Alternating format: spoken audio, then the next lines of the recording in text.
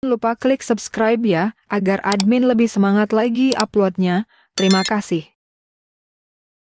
Penyesalan suami arogan. Bab 22. Aku akan membuatmu kenyang dan mungkin akan membuatmu terus menagih hanya kepadaku bukan wanita manapun, ucap Davia sambil mempercepat gerakannya karena miliknya sudah mengalami kontraksi otot dinding pada pusar gairahnya. Ah, Davia, kau sangat sempurna sayang. Kau memiliki semuanya yang aku inginkan, ungkap Haikal yang terus memberikan semangat untuk Davia memanjakan miliknya hingga keduanya sepakat untuk melepaskan cairan kehangatan cinta mereka bersama. Intuisi mereka memberi perintah untuk kompak menyatukan benih mereka sambil mendoakan agar ikatan cinta mereka menyatu dalam benih itu untuk tumbuh menjadi calon pewaris mereka. Baby, aku lelah, keluh Davia usai memuaskan birahi suaminya. Istirahatlah sayang.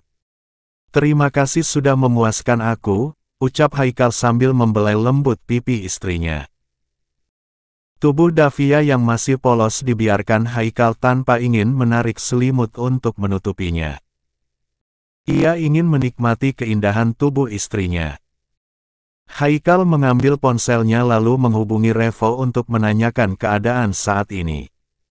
Apakah polisi masih mencari keberadaanku? Tanya Haikal. Sepertinya Arlen sudah menyelesaikan urusan kita tuan. Anda punya alibi yang dijadikan Reno untuk menipu polisi. Dua mengatakan kalau tuan bersamanya di Denpasar saat ada penyerangan itu, ucap Arlen. Bagaimana dia membuktikannya kalau aku bersamanya saat penyerangan tadi siang? Lalu siapa yang membocorkan pertemuan kita dengan Tuan Alfredo? Tanya Haikal. Sepertinya ada yang sudah mengetahui pertemuan kita tuan, tapi bukan dari anak buah kita. Nanti aku akan selidiki lagi dari pihak Tuan Alfredo karena kita dan dua saja yang tahu saat melakukan transaksi tadi, ucap Arlen. Bagaimana dengan koper uang itu? Tanya Haikal. Uangnya sudah diamankan di brankas. Besok saya akan ke bank untuk melakukan penyetoran, tutur Arlen. Cari tahu siapa orang yang telah menjebakku. Dan uang itu lakukan seperti biasa, ucap Haikal. Baik tuan. Arlen mengakhiri pembicaraannya dengan Haikal. Pria tampan itu sudah berada di apartemennya saat ini. Ia tidak bisa istirahat karena harus mencari tahu siapa dalam orang yang menjebak mereka hari ini. Keesokan paginya, Haikal mengajak Davia untuk sarapan bersama dan berjanji untuk melihat keadaan di sekitar villa. Saat Davia ingin mengenakan pakaian syari miliknya, Haikal mencegahnya untuk mengenakan dress yang hanya selutut dengan lengan pendek.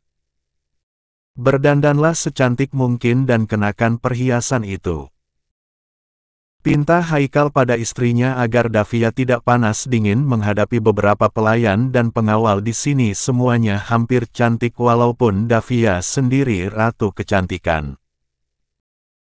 Iya sayang, ucap Davia menuruti kemauan suaminya dan sesaat kemudian penampilannya sudah seperti bintang Hollywood dengan wajah khas Timur Tengah.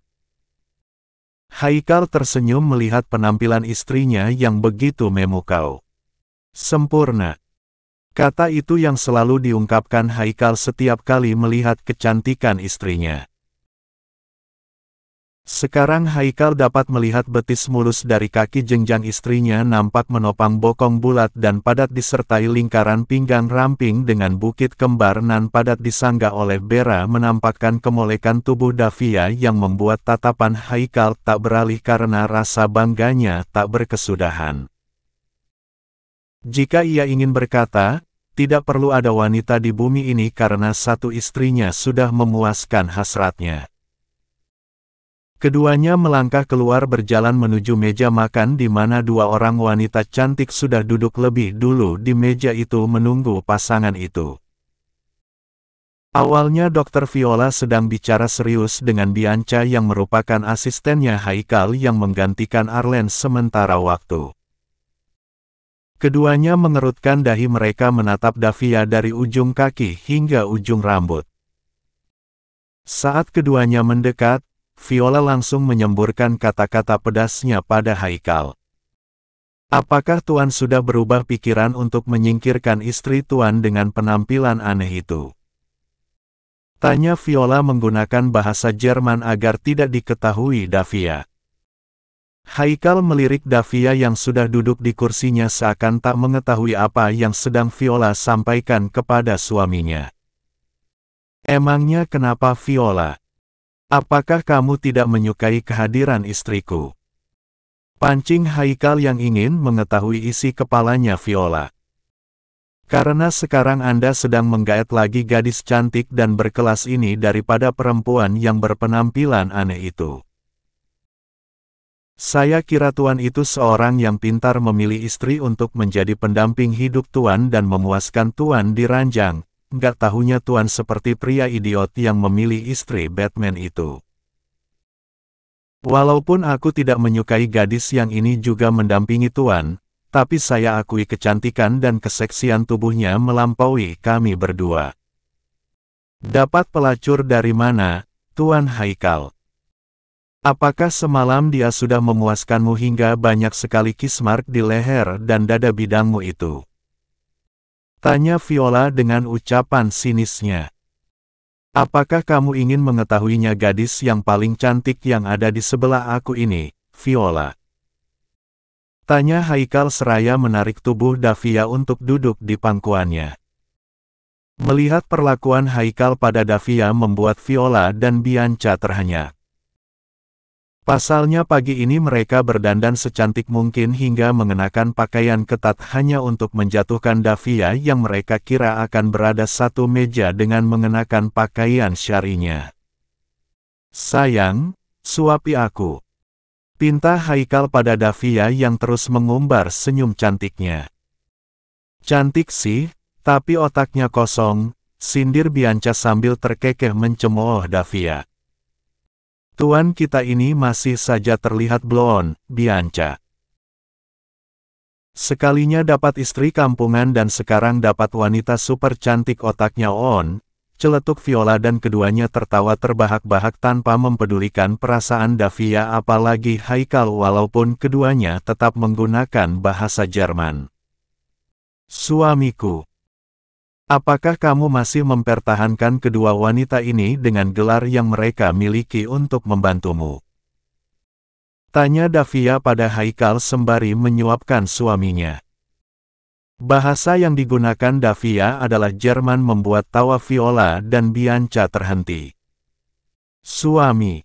Batin keduanya. Suamiku. Nona Viola adalah dokter gadungan yang hanya mengenyam pendidikan kedokteran baru 2 semester.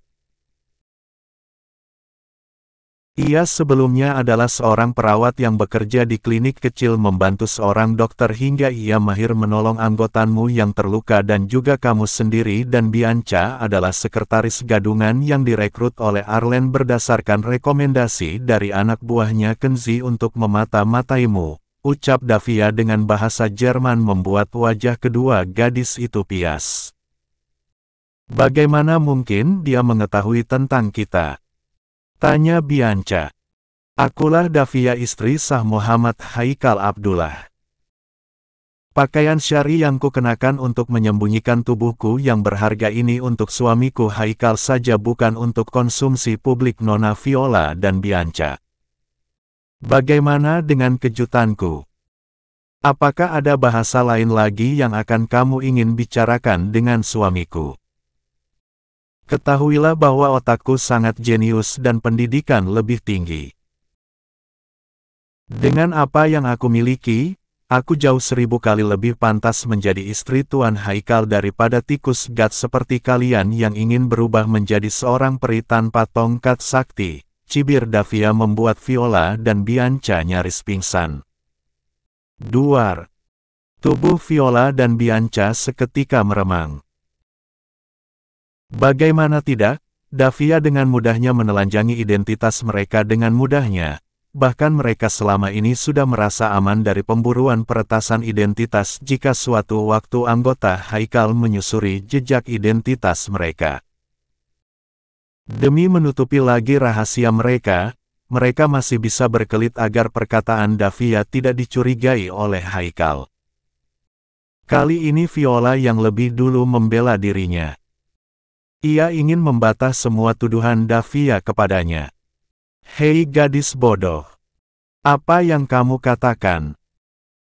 Jangan mentang-mentang kamu adalah istrinya Tuan Haikal, hingga seenaknya tuduhan tak jelas itu menjadi sesumbarmu saat ini karena cemburu butamu.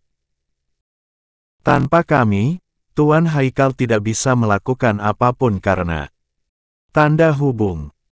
Jangan terlalu percaya diri, Viola. Jika aku mau, apapun yang menyangkut tentang dirimu, akan aku beberkan di hadapan suamiku. Apa kamu ingin bukti? Apa kamu kira aku hanya sesumbar di depan suamiku hanya karena aku cemburu kepadamu?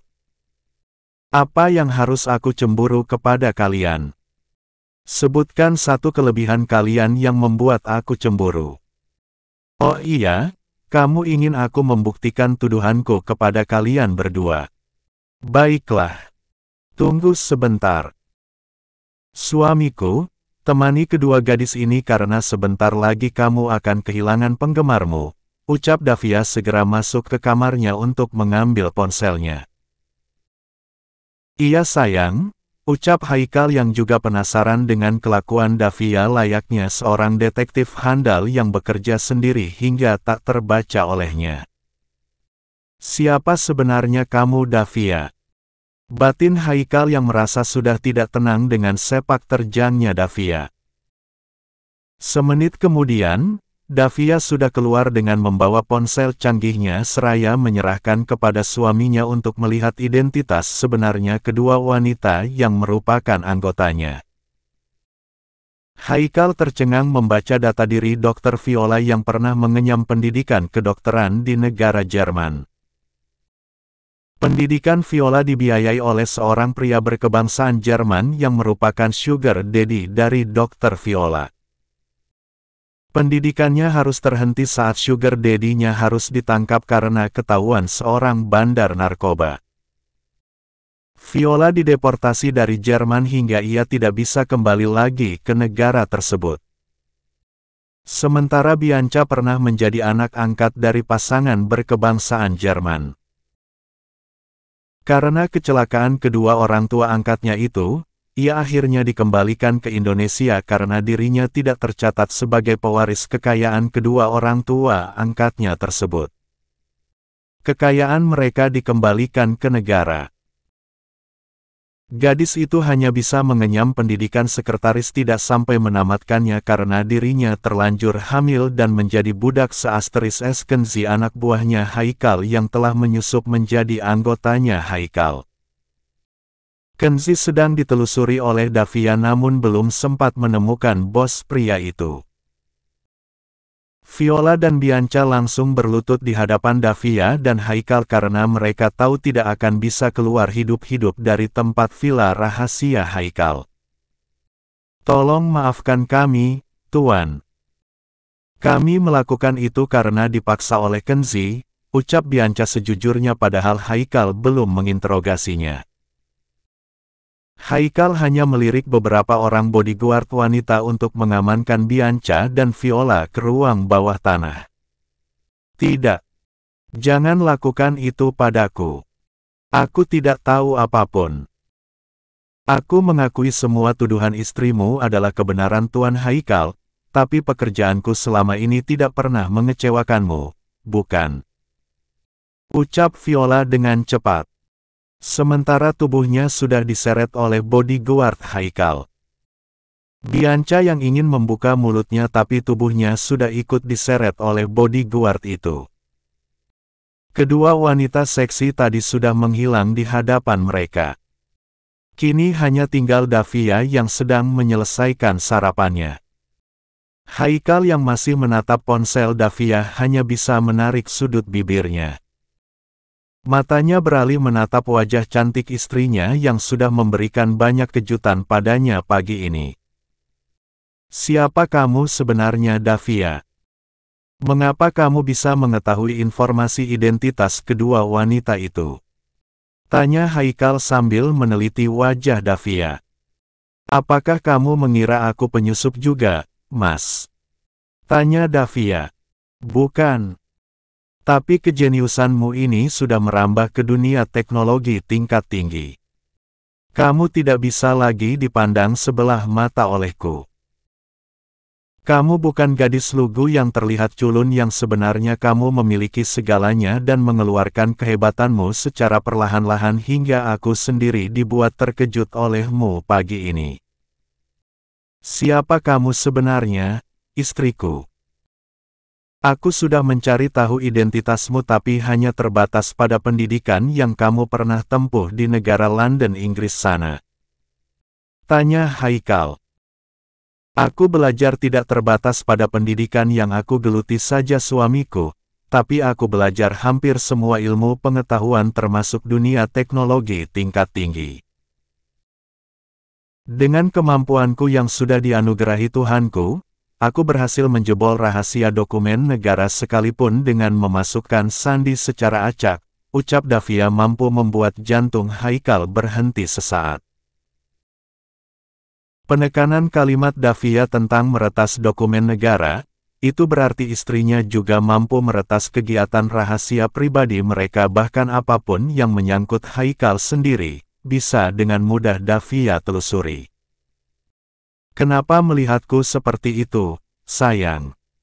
Apakah kamu takut aku mengetahui pekerjaanmu? Jika aku ingin melakukannya, aku sudah lama mencari tahu siapa dirimu sebenarnya, Mas.